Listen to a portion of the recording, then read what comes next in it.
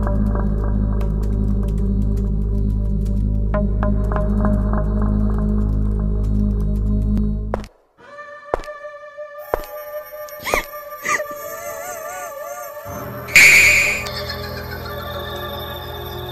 pernah mengikuti kisah ini sendirian. Assalamualaikum warahmatullahi wabarakatuh. Selamat jumpa kembali sahabat-sahabat viewer dan subscriber channel Titah Misteri. Kali ini kami akan membawakan sebuah kisah misteri dengan judul Gloomy Sunday di Makam Belanda. Selamat mengikuti. Terkadang pengalaman hidup memang ada dan tercipta untuk tidak dilupakan. Surabaya 2019. Namaku Ardi, mahasiswa tingkat akhir Fakultas Ekonomi di salah satu universitas di Surabaya. Aku terlahir dari keluarga sederhana. Bapak dan ibuku hanya petani kecil di sebuah desa terpencil di Jawa Tengah.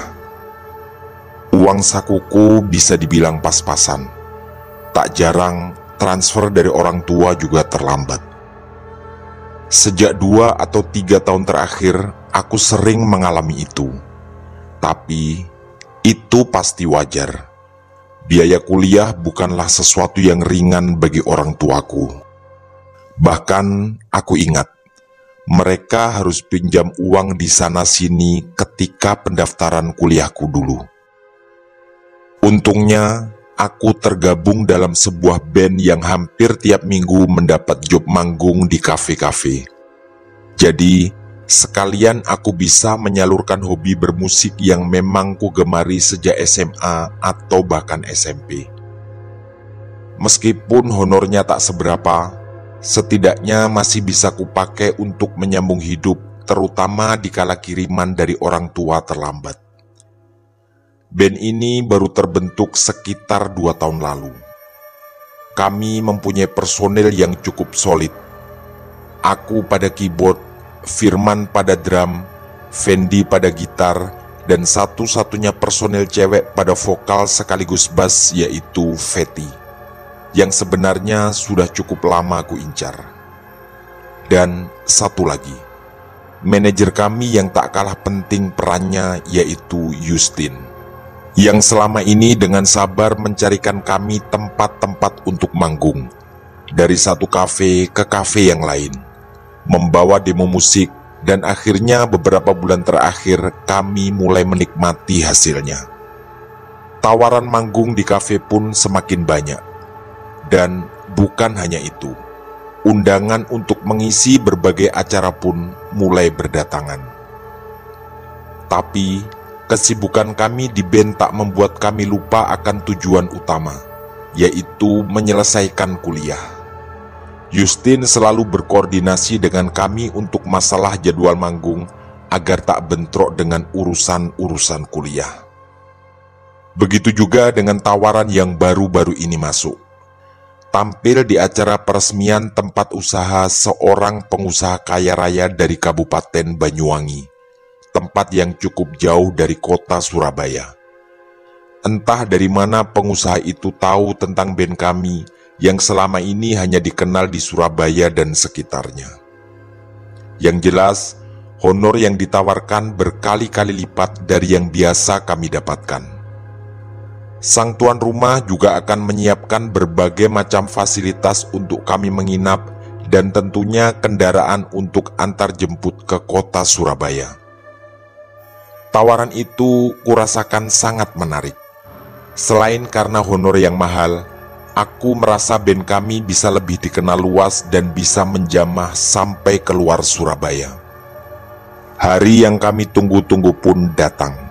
Justin memberitahu kami kalau transfer dari Pak Michael sudah masuk.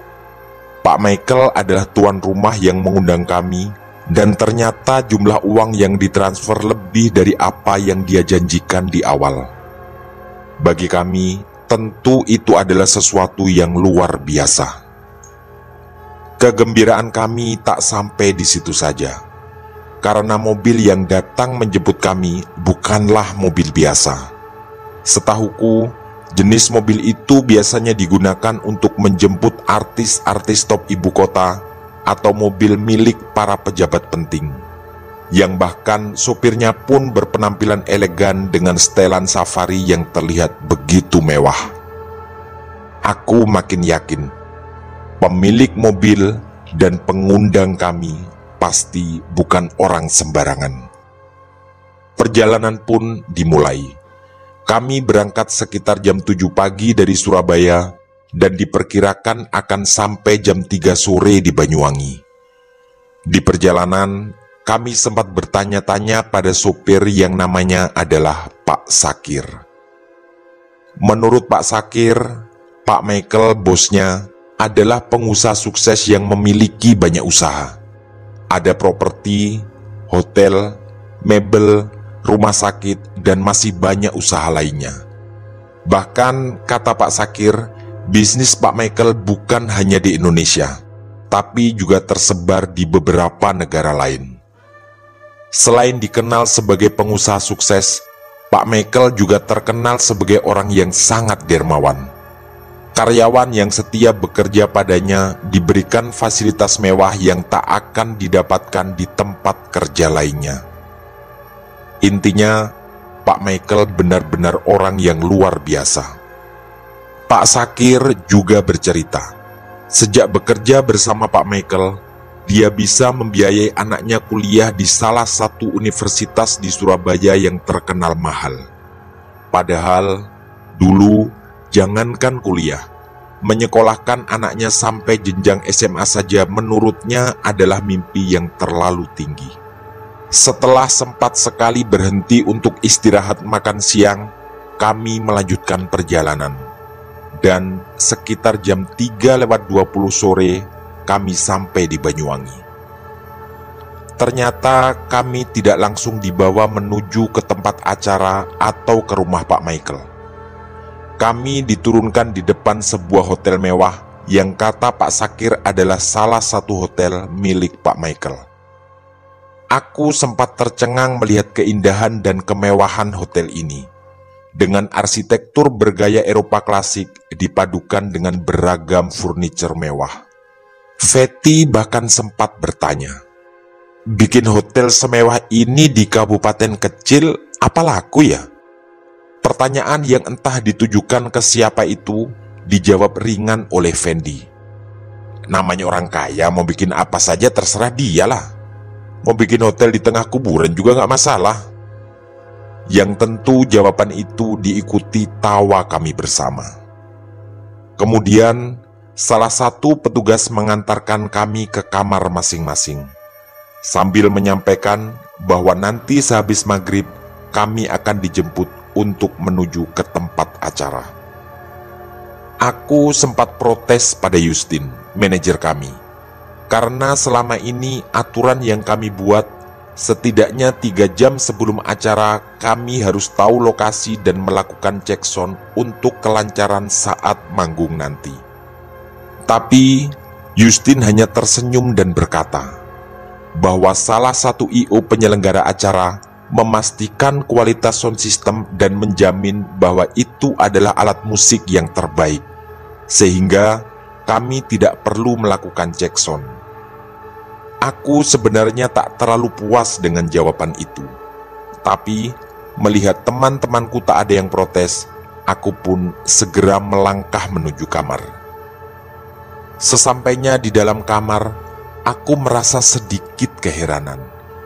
Karena hotel sebesar dan semewah ini, kamarnya terasa kurang nyaman menurutku. Lembab dan sedikit berbau apek. Mungkin karena kurangnya ventilasi. Di tembok kamar juga ada beberapa lukisan yang menurutku aneh, bahkan cenderung terlihat menyeramkan. Aku merasa lukisan-lukisan itu lebih baik tidak ada, karena sedikit mengganggu kenyamanan jika terus-menerus melihatnya. Aku lalu melangkah ke kamar mandi. Ternyata kondisi kamar mandi tak kalah mengecewakan. Lantai kamar mandi terlihat kotor, dan saat kunyalakan shower, air yang mengalir terlihat sedikit keruh dan berbau tanah. Aku pun segera berbaring di kasur saat tiba-tiba terdengar suara ketukan di pintu. Aku segera membuka dan ternyata itu Fendi. "Nanti malam aku tidur di sini ya." Begitu yang dia ucapkan.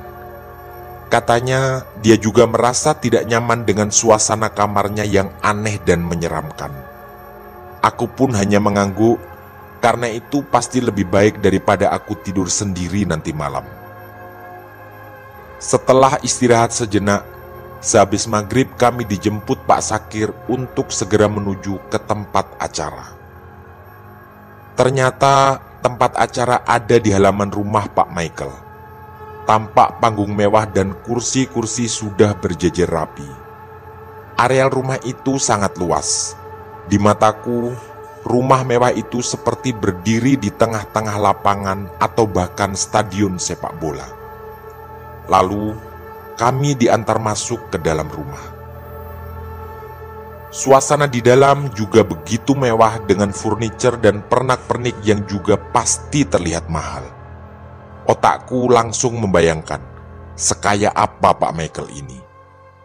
Kemudian kami langsung diarahkan ke ruang makan. Di sana tampak meja makan panjang dengan kursi berjejer yang juga lagi-lagi terkesan mewah. Kami semua duduk melingkar dan di hadapan kami tersaji berbagai macam makanan yang sangat menggoda selera. Firman bahkan sempat berbisik di telingaku bahwa makanan seperti ini belum tentu bisa kami nikmati setahun sekali. Kemudian muncullah sosok dengan wajah bule dari arah ruangan samping tempat itu. Dan ternyata itu adalah Pak Michael. Beliau adalah warga Indonesia keturunan Belanda, dan tampak jelas dari wajahnya yang kebule-bulean. Tapi tiba-tiba aku merasa aneh. Wajahnya bagiku tak terlalu asing.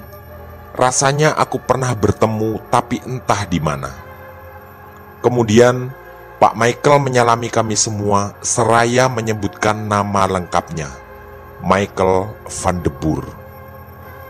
Aku tercengang mendengar nama itu, karena lagi-lagi tak terlalu asing di telingaku.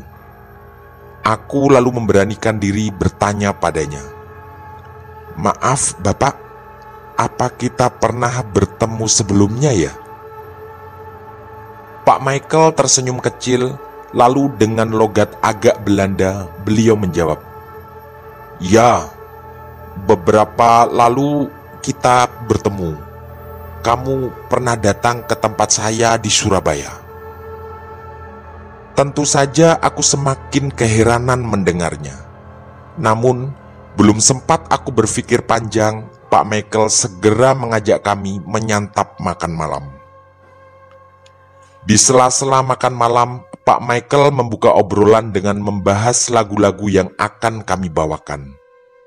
Aku menjawab bahwa lagu yang akan kami bawakan sesuai dengan pesanan yang beliau minta waktu pertama menghubungi manajer kami. Tapi Pak Michael berubah pikiran. Dia kemudian memberikan daftar lagu baru pada kami dan membuat aku sangat kaget.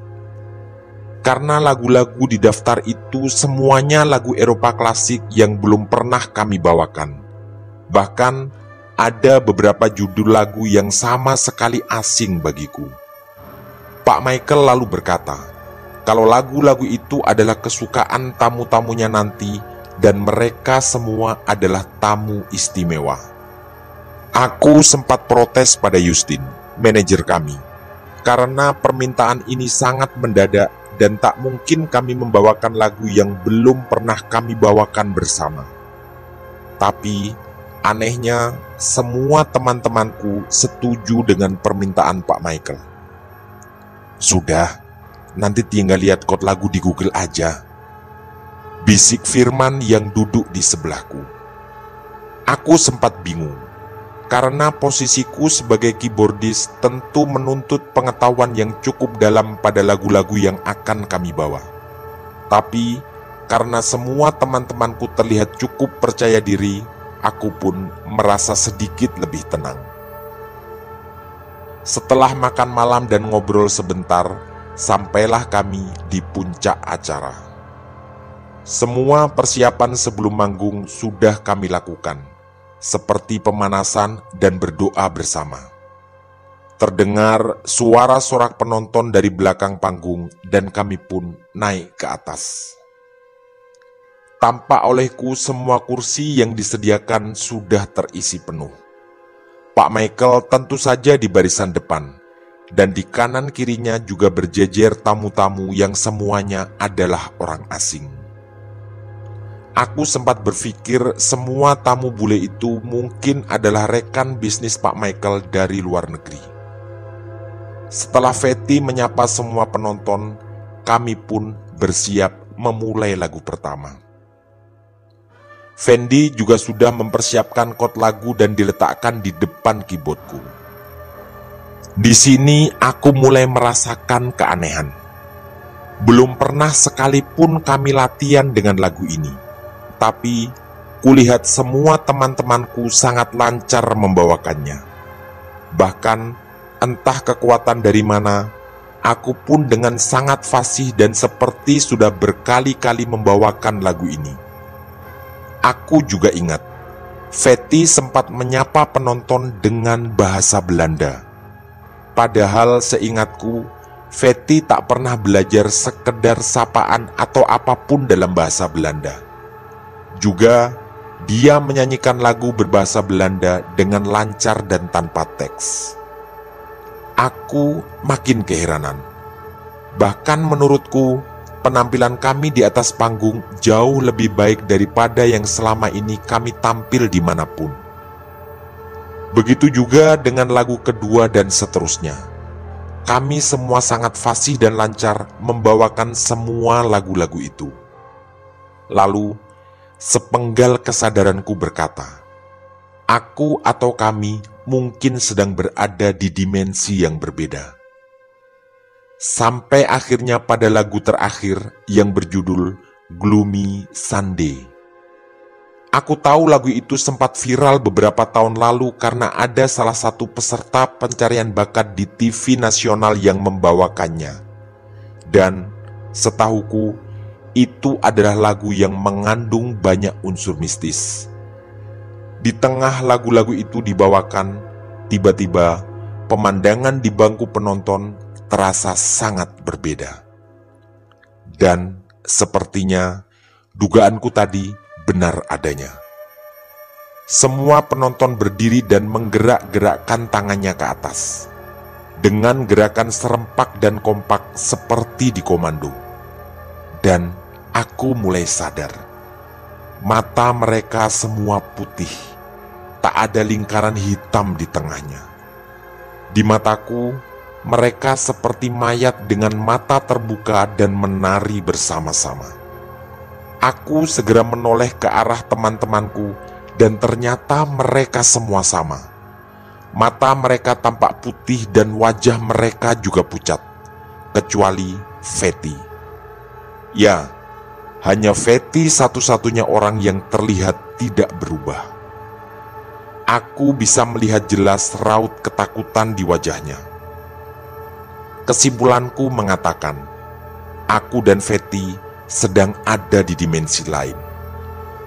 Semua penonton dan beberapa temanku yang lain menoleh ke arah kami sambil tersenyum mengerikan. Rasanya mereka semua benar-benar mengarahkan serangan ke kami berdua. Malam itu benar-benar sangat mencekam. Aku dan Fethi terdiam, lalu saling berpandangan. Spontan, aku dan Fethi berteriak ketakutan diiringi tawa mengerikan dari mereka semua. Lalu, semua penonton di depanku berjalan perlahan menuju ke arah panggung. Penampakan dan suara langkah mereka benar-benar membuat bulu kuduku tegak berdiri. Pakaian mereka yang tadinya bersih dan rapi, kini tampak compang-camping dan penuh dengan lumuran darah. Kaki mereka yang juga berlumuran darah seperti diseret. Kerumunan penonton yang tadi terlihat riuh dan menyenangkan, kini berganti menjadi gerombolan makhluk yang sangat mengerikan. Bukan hanya itu, kulihat Pak Michael seperti memegang tongkat dan berdiri menjadi pemimpin dari makhluk-makhluk mengerikan itu. Semua makhluk mengerikan itu benar-benar berada di bawah komando Pak Michael. Dengan riuh, mereka seperti sudah siap untuk menyerang kami. Tiba-tiba, keadaan menjadi gelap gulita. Tak ada sumber cahaya pun yang bisa kutangkap dengan mataku. Suasana sempat hening sesaat, lalu semua lampu menyala kembali. Kemudian, perlahan Pak Michael mengarahkan pandangannya ke kami berdua. Ketika pandangannya tepat mengarah kepadaku, gigi-giginya terlihat runcing, yang mengingatkanku pada sosok Dracula di film-film luar negeri. Mulutnya dibuka lebar dan seperti siap memangsa apapun yang ditangkapnya. Wajahnya yang tadi terlihat tampan berubah menjadi menakutkan. Aku segera melompat turun dari panggung dan berlari ke arah pintu gerbang. Fendi, Firman, dan Justin yang juga berwajah pucat sempat kulihat jatuh pingsan di atas panggung. Entahlah apa yang sebenarnya terjadi. Fatty berlari tepat di belakangku dan sesaat kemudian aku berhasil menyahut tangannya. Kami berdua pun berlari sekencang-kencangnya. Rasanya cukup lama aku berlari, tapi pintu gerbang tak kunjung bisa kugapai. Dan entah bagaimana ceritanya, tangan Fatty terlepas dan dia sudah tak terlihat lagi. Aku sempat menoleh ke belakang dan terlihat makhluk-makhluk itu mengelilingi sesuatu. Aku menduga mereka sedang mengerumuni Fatty. Mereka mengeluarkan suara tawa yang asing dan menggelegar. Sungguh terlalu sulit dilukiskan. Dari tengah kerumunan itu, aku bisa mendengar sayup-sayup suara Fatty minta tolong. Tapi tak ada yang bisa kulakukan. Sangat jelas di telingaku, itu adalah suara lolongan kesakitan. Hatiku benar-benar terasa tersayat mendengar teriakan Fatty yang makin lama makin lemah, lalu hilang sama sekali. Entahlah apa yang sedang terjadi padanya. Di otakku hanya satu, aku harus terus berlari. Walau sebenarnya aku juga tak tahu harus berlari ke arah mana. Pintu gerbang terasa makin lama makin menjauh.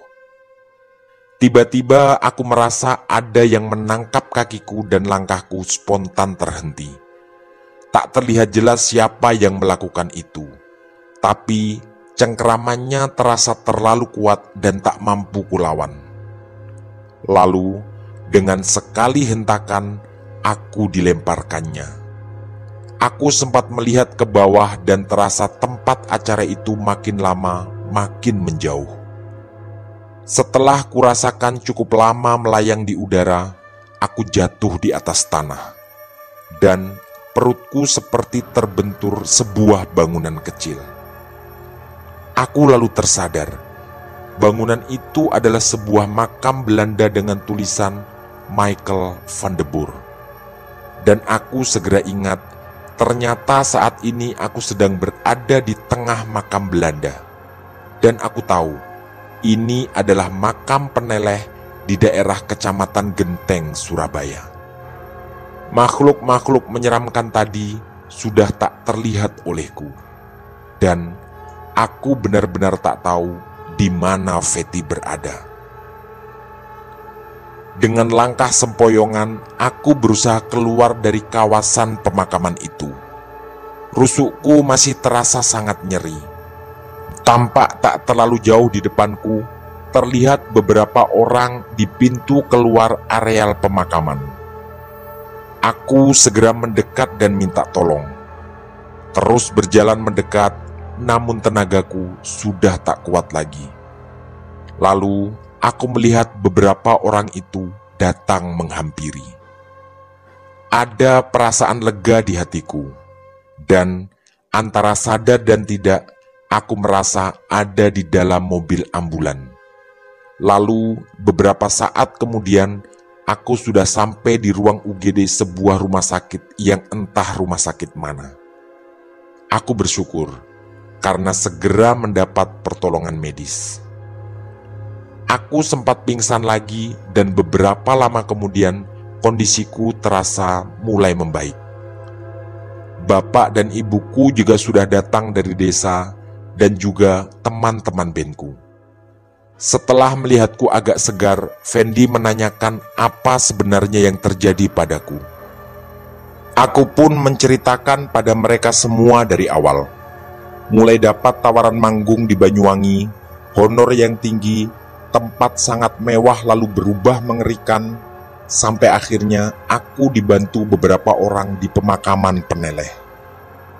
Mereka semua tentu heran mendengar ceritaku. Kata Fendi, aku menghilang selama 2 hari. Dia mencari di tempat kos dan di kampus tapi tak menemukanku. HP-ku juga tak aktif. Sampai-sampai ada 2 jadwal manggung yang dibatalkan karena aku yang menghilang. Tapi aku lalu ingat, tidak ada Feti di antara mereka. Feti di mana? Tanyaku pada mereka. Perlahan mereka menunduk, dan lalu Justin berkata, Feti di ruangan sebelah. Dia juga ditemukan di pemakaman Peneleh sekitar 1 jam setelah kamu ditemukan di sana. Kondisinya jauh lebih parah. Sempat kesurupan berkali-kali dan selalu ngomong bahasa Belanda. Tapi syukurnya sekarang sudah jauh membaik. Aku sempat terdiam mendengar jawaban itu, dan perlahan otakku mulai mengingat. Waktu itu aku menghadiri acara ulang tahun teman kuliahku di daerah Surabaya Timur. Aku ke sana bersama Feti. Aku memang sempat ingin mengutarakan perasaanku padanya, karena selama ini aku memang ingin menjadi pacarnya. Dan aku yakin Feti pasti akan menerimaku. Lalu di acara itu kami minum lumayan banyak dan kami pun mabuk. Seingatku, di rumah teman kuliahku yang memang bebas karena kedua orang tuanya ada di luar negeri, aku sempat disuruh tidur di salah satu kamarnya. Dan di sana ada aku bersama Feti. Otakku melayang-layang dan entah siapa yang memulai, kami berdua lalu saling berpelukan. Entahlah, mungkin karena pengaruh alkohol, setan, atau dua-duanya, aku dan Feti yang sama-sama mabuk lalu melakukan itu. Perbuatan terlarang yang sebenarnya hanya boleh dilakukan oleh sepasang suami istri. Sepulang dari acara, kami berdua pulang naik taksi dan karena aku merasa ingin buang air kecil di jalan, aku minta diturunkan di depan makam Peneleh. Aku didampingi Feti masuk dan kencing di sebuah makam yang sempat aku baca namanya, yaitu Michael van de Boer. Di sana juga ada fotonya, dan wajah dalam foto itu sama persis dengan wajah Pak Michael yang mengundang band kami ke Banyuwangi di alam pengembaraanku. Setelah itu aku tak ingat lagi apa yang terjadi, sampai aku merasa mendapat tawaran manggung di Banyuwangi. Aku sadar, apa yang kulakukan dengan Feti di rumah temanku benar-benar dilarang. Apapun alasannya, kami berdua tidak boleh melakukan itu. Tapi syukurnya, aku dan Feti selamat dari kejadian yang mungkin bisa jadi lebih mengerikan. Tamat. Demikian kisah misteri dari kami, Gloomy Sunday di Makam Belanda. Semoga kisah-kisah misteri dari kami cukup menghibur dan menemani sahabat-sahabat semua. Mohon maaf Apabila terdapat kesalahan dalam pemilihan atau penuturan kata, kami dari tim Titah Misteri mengucapkan terima kasih dan wassalamualaikum warahmatullahi wabarakatuh. Pesan saya, jangan bercermin sendirian di tengah malam. Sampai jumpa.